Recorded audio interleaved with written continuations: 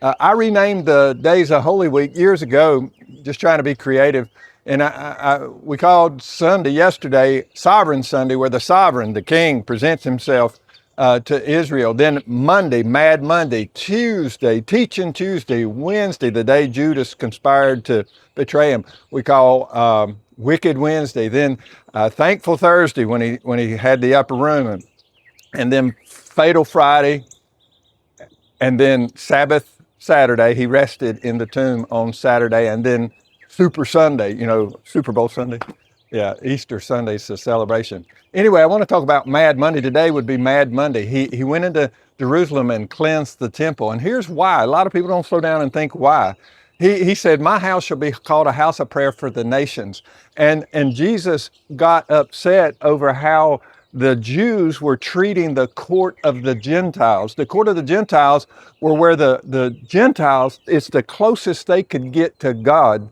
They couldn't go inside the temple. Only the Jews could do that. And then there was a certain level that only the women couldn't go, just the men. And then there was a certain place that the men couldn't go, just the priests. And then the high priest into the Holy of Holies. So there were varying levels of access to God. And the closest non-Jewish people could get to God, to worship him, to pray to him, to seek him, was the court of the Gentiles. And they were keeping the Gentiles from doing that. So let's think. It was not a house of prayer for the nations like the Jews need to be praying for the nations to come worship him, but it was where the nations came and worshiped him. How accessible are you to people who are different than you? How accessible is your church to people who are different than you? Is your church and is your life a thing that creates barriers and disruptions from people who are far from God, the nations, worshiping him?